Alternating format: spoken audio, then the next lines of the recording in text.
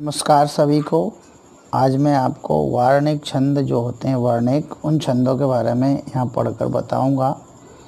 मुझे भी पता है कि आप सब कुछ नया कुछ अनोखा सीखना चाहते हैं, लेकिन उसके लिए समय बहुत अधिक चाहिए और मैंने भी कई वीडियो बनाए हैं वर्णिक छंदों से संबंधित, लेकिन कोई देखना ही पसंद नहीं करता। तो मैंने भी सोचा क्यों ना काम चलाऊ बना दिया जाए, तो मैं विस्तार से और विशेष तरीके से भी समझा सकता हूँ। लेकिन अब जैसी जिसकी रुचि होती है वैसे ही उसको बताना समझा मैंने उचित, तो मैं ये किताब में से ही पढ़कर बताऊँगा। जो कुछ मुझसे अलग होगा वो मैं बता दूँगा। वैसे मैंने गणों की जो गणना होती है, गण किस तरह से गिने जाते हैं, गणों की मात्राएं कैसे गिनी जाती, वो मैं बता चुका हूँ पिछले भी 2 वीडियो में, जो कि मैंने बोर्ड पर बताए थे। लेकिन उन वीडियो को बहुत कम लोगों ने देखा। फिर मैंने सोचा क्यों ना हम इनको जो है किताब से ही पढ़ के बता देते हैं, शायद यही उचित होगा।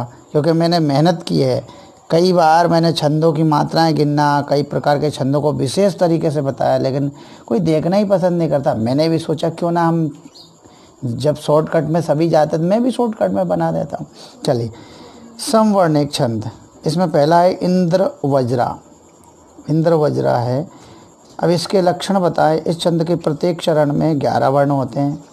इंद्र वज्रा के प्रत्येक चरण में 11 वर्ण होते हैं, जैसे 3, 4, 5, 6 और 3 9 और 2 11। तो ये 11 वर्ण हो गए। इसी तरह 4 और 3 7, 3 10 और 1 11, 4 5 2 7 और 4 11 और 1 12। तो इसमें एक आधा हो जाता है, तो 11 कहीं 12 ऐसा बताया। 11 वर्ण होते हैं वैसे। अब इसमें 11 वर्ण तो होते हैं, लेकिन प्रत्येक चरण में 11 वर्णों में कुछ गण पाए जाते हैं। तो 2 तगण 1 जगण और अंत में 2 गुरु। क्योंकि एक गण जो है 3 वर्ण का बनता है। 2 तगण बने 6 वर्ण, 1 जगण मतलब 6 3 9 वर्ण। अब बचे 11 में से 2, इसलिए अंत में 2 गुरु होते हैं। अंत में 2 गुरु होते हैं और 11वें वर्ण पर यति होती है। तो यति तो स्वाभाविक है, 11वें वर्ण पर ही होगी। तो इंद्र वज्रा जो छंद है, इस छंद के प्रत्येक चरण में 11 वर्ण होते हैं। इसके प्रत्येक चरण में 2 तगण 1 जगण और 2 गुरु होते हैं। और ये तगण जगण रगण ये जितने भी गण हैं, इन सबको मैंने पिछले वीडियो में बता दिया है। उदाहरण है संसार है एक अरण्य भारी। तो ये भारी जो है 2 गुरु अंत में, अरण्य तक जो है अरण्य में 1 जगण है और संसार में 1 तगण है और 1 में 1 तगण है। यानी संसार है एक, इनमें 1 तगण, ये यहाँ तक 1 तगण और 1 जगण और 2 अंत में गुरु। तो इस तरह से ये हुए। तो संसार है एक अरण्य भारी, तू मंगला मंगलकारिणी है, भक्त पद भक्त के धाम विहारिणी है, पद भक्त के धाम विहारिणी। इस तरह से उदाहरण है इंद्र वज्रा का। फिर उपेंद्र वज्रा एक और अगला छंद आता है, वो भी वर्णिक छंद है उपेंद्र वज्रा। इस छंद के प्रत्येक चरण में भी 11 वर्ण होते हैं। इस छंद में भी 11 ही वर्ण होते हैं प्रत्येक चरण में। अब गणों की क्रम को देखें तो इसके प्रत्येक चरण में 2 तगण और 1 जगण, यानी इंद्र वज्रा उपेंद्र वज्रा गणों के हिसाब से समान है और अंत में 2 गुरु हैं। 11वें वर्ण पर ही यति होती है। तो ज़्यादा इनमें अंतर नहीं है, केवल पढ़ने की लय का अंतर इनमें पाया जाता है, बाकी इनमें अंतर नहीं है। 11 वर्ण हैं, गिन लेते हैं। 2 2 4 5 2 7 और 4 11।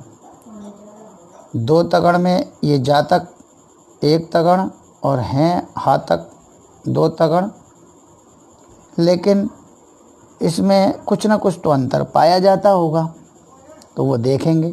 चलिए, इसके लक्षण में क्या है। इसका प्रत्येक चरण में 11 वर्ण, इंद्र वज्रा में भी 11 वर्ण। इसके प्रत्येक चरण में 2 तगण 1 जगण और 2 गुरु अंत में और 11वें वर्ण में।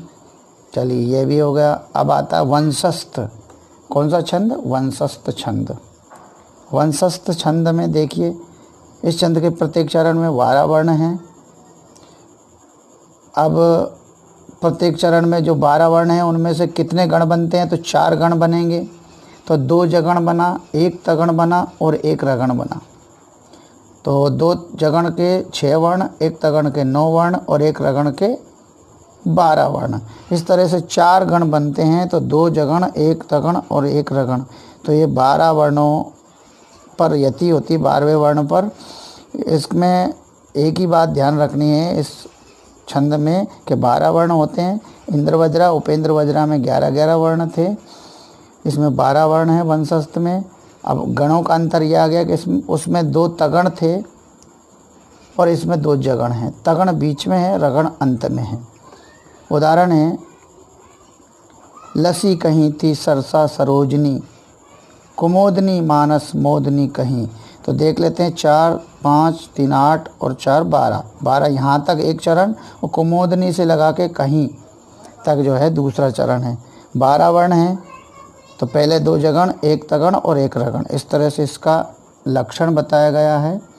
लसी कहीं थी सरसा सरोजनी 1 चरण, कुमोदनी मानस मोदनी कहीं, तो ये 2 चरण बनते हैं। दोनों चरण इसमें बताए, यहाँ पर हम निशान लगा लेते हैं जिससे कि चरण अलग अलग हो जाए। अब आता है अगला छंद, तोटक।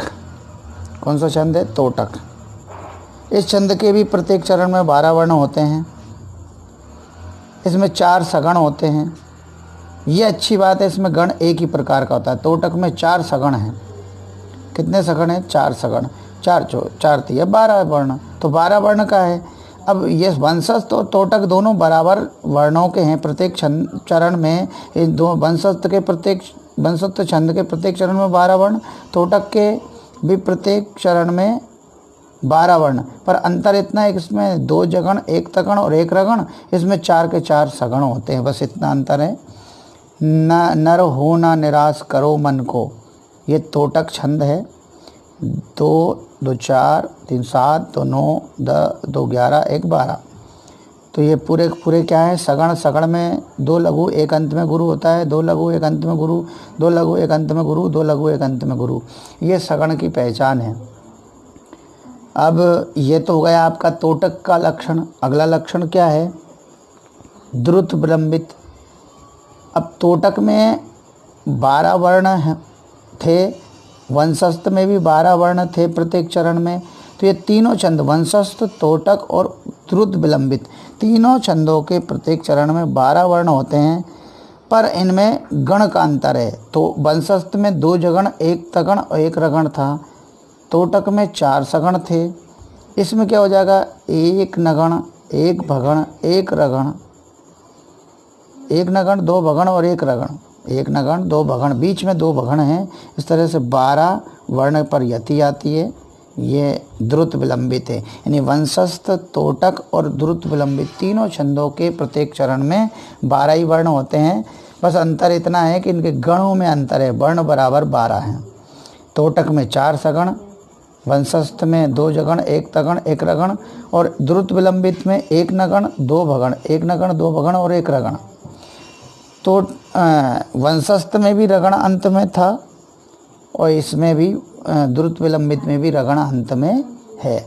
उदाहरण देखते हैं। इसका उदाहरण यहाँ सामने नहीं दिया है, चलो ठीक है, कोई बात नहीं। अब ये देखते हैं वसंत तिलका।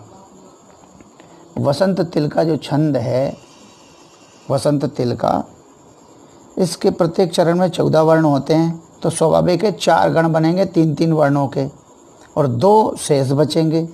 क्यों? क्योंकि एक गण जो है 3 वर्णों का, तो 12 वर्ण तक 4 गण और 2 शेष बचेंगे। तो देखते हैं कितने गण बनते हैं। 1 तगण, 1 भगण, 2 जगण, कुल मिलाकर 4 गण बन गए। 1 तगण, 1 भगण, 2 जगण, तो 12 वर्ण तो ये हो गए। और